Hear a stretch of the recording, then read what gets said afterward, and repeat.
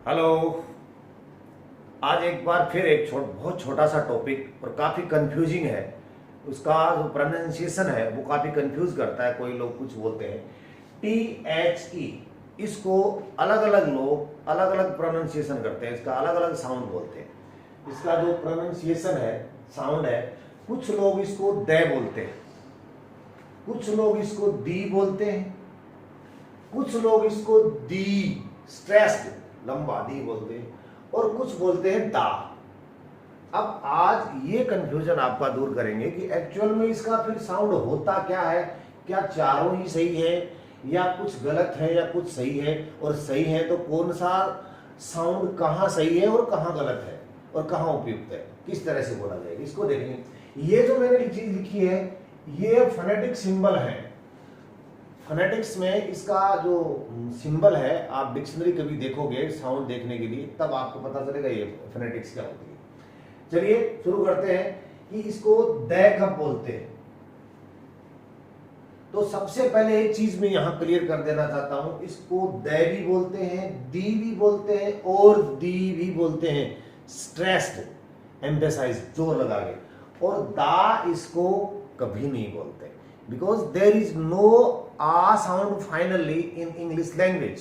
समझे बात को, ऐसा समझिए कि अंग्रेजी में अंत में आ नहीं आता।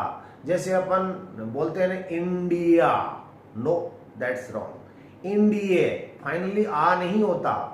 जैसे नोकिया, नौकिए, नौकिए, ऑस्ट्रेलिया, ऑस्ट्रेलिया, इस तरह से। जैसे महिलाओं के नाम होते हैं फाइनली, जैसे गीता, संगीता, अनीता, तो आ इंग्लिश में फाइनली नहीं होता। तो there is no R sound finally in English, होता ही नहीं। अनीता है, गीता है, कृष्ण है, इस तरह से होता है ना। तो ये चीजें, there is no R sound finally, finally mean last में, अंत में अंग्रेजी में नहीं होता। ठीक है, एक चीज के लिए, इसका मतलब ये नहीं होता। ये तीन होते हैं। ये तीन कहां होते हैं इसको आप देखिए। द जिसको आप बोलते हो वो होता है before consonant sound, before consonant sound. अगर कोई वर्ड शुरू हो रहा है, उसका पहला लेटर का साउंड यदि कॉन्सोनेंट है, इसका भी साउंड है ना, वो कॉन्सोनेंट है, कॉन्सोनेंट, कॉन्सोनेंट, कॉन्सोनेंट है। अगर पहला बिफोर कॉन्सोनेंट साउंड, जैसे ये मान लीजिए इसका अपन को साउंड देखना है इसका, तो इसके साउंड के लिए आपको क्या करना पड़ेगा, इसके साउंड के लिए आपको सबसे पहले इसका साउंड देखना पड़ेगा। इसका साउंड क्या है, ब, क्या है, ब, ब कॉन्सोनेंट है ना, कॉन्सोनेंट है तो ये बोला जाएगा द बुक, द बुक। ये है च साउंड है, च कॉन्सोनेंट है ना, कॉन्सोनेंट है तो इसका साउंड आएगा the chair, the chair, finally R नहीं बोला जाएगा, चेयर, द चेयर। अब ये देखो यहां पर ये है कै साउंड, कै कॉन्सोनेंट में आता है, कॉन्सोनेंट में आता है तो इसका साउंड आ जाएगा द क्वेश्चन, द क्वेश्चन। इसका होगा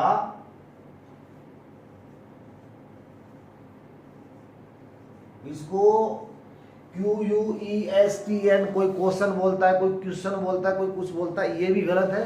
इसका एग्जैक्ट और करेक्ट साउंड है, प्रोनाउंसिएशन है क्वेश्चन, क्वेश्चन, क्वेश्चन, क्वेश्चन। तो the question, the boy, the boy, ये है द बॉय। ठीक है ना। तो ये क्लियर हो गया आपका यहाँ पे कि इनको द क्यों बोला जा रहा है सारे को, क्योंकि यहां पर ये कॉन्सोनेंट, ये कॉन्सोनेंट, ये कॉन्सोनेंट, ब, च, क एंड ब, इसलिए यदि ये इसके तुरंत बाद में ये कॉन्सोनेंट है तो इसको द बोला जाएगा। ओके, अब अगला लेते हैं डी कब बोला जाता है, बिफोर वाउवल साउंड, बिफोर वाउवल। इसका है वाउअल, वाउअल, वाउअल, वाउअल साउंड से पहले। अब देखिए इसको क्या बोलोगे भाई, या तो दे बोले या दी बोले, इसके लिए आपको यहां देखना पड़ेगा। इसका है एंड, ए वाउअल है तो दी, वावल है तो दी। एलिफेंट, एलिफंट, एलिफंट, फंट है एलिफंट, तो ए है ना, ए वावल है तो ये दी बोला जाएगा। दी एंड, क्या होगा, दी एंड। दी क्यों बोला जा रहा है, यहां पर वावल है, ये दी एलिफंट, दी एलिफंट क्यों बोला जा रहा है, क्योंकि ये ई से जो साउंड निकला है अपना ए, वो वावल है, तो the elephant. The answer, the answer, a vowel है, आंसर, बस आंसर ही होगा, ये आंसर या आंसर नहीं होगा, फाइनली आर नहीं बोला जाता। ये आर कब बोल, इसका साउंड कब क्या होता है उसका अलग वीडियो बना दे। द आंसर नहीं है ये, दी आंसर, क्योंकि ये वावल है। ये देखिए ई, इंक पॉट, तो ई है ना, ई वावल है, तो इसलिए ये होगा दी इंक पॉट, दी इंक, दी।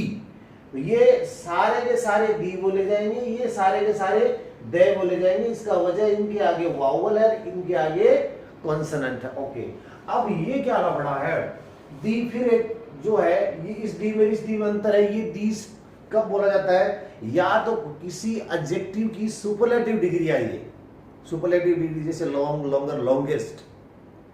यदि लॉन्गेस्ट है, हाईएस्ट है, स्मॉलेस्ट है, बेस्ट है, ये इस तरह की जो चीजें आती हैं जो किसी एडजेक्टिव की सुपरलेटिव डिग्री है, तो उससे पहले ये दी आएगा, दी स्ट्रेस्ड, उस पर काफी लंबा बोलना पड़ेगा, दी, इस तरह से।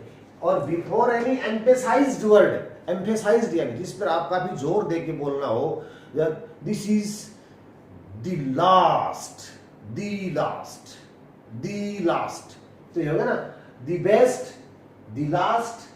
और इसी तरह से जो भी एम्फेसाइज्ड और एनी जो वर्ड या लेटर होगा जिसको आप एम्फेसाइज करके बोलना चाहेंगे उसके लिए, तो मेनली फाइनली आ होता नहीं है, इसको सिर्फ एम्फेसाइज पे ही आपको गौर करना है। आपका काम यहां है ध्यान देना, इस पे ध्यान दीजिए आप कि बिफोर कॉन्सोनेंट साउंड क्या बोला जाएगा, द, बिफोर वावल साउंड क्या बोला जाएगा, दी, इन दो पे ध्यान देना। इसके अलावा जो फाइनली जैसे आर कब बोला जाता है, कब नहीं बोला जाता, इसका एक अलग वीडियो बनाएंगे। तो उम्मीद करते हैं कि ये THE का प्रोनाउंसिएशन आपको अच्छी तरह से समझ में आ गया होगा, और आगे भी इस तरह की वीडियो आते रहेंगे, देखते रहिए और फायदा उठाते रहिए। इसके अलावा थोड़े दिनों बाद में 12th क्लास के टेक्स्ट बुक के जो क्वेश्चन आंसर को, बड़े क्वेश्चन आंसर है उनको किस तरह से सॉल्व किया जाता है। छोटे क्वेश्चन तो आप पढ़ लेते हो, लेकिन बड़े क्वेश्चन के की वर्ड के आधार पर किस तरह से उसको डेवलप करना सीखा जाए, याद करना नहीं, रटना नहीं, सीखा कैसे जाए और उनको अच्छी तरह से लिखा कैसे जाए, वो भी शुरू करेंगे करीब 10-15 दिन बाद में। तब तक थोड़ा ये ग्रामर पोर्शन कर देते हैं। तो उम्मीद करते हैं कि आपको ये समझ में आया होगा। धन्यवाद।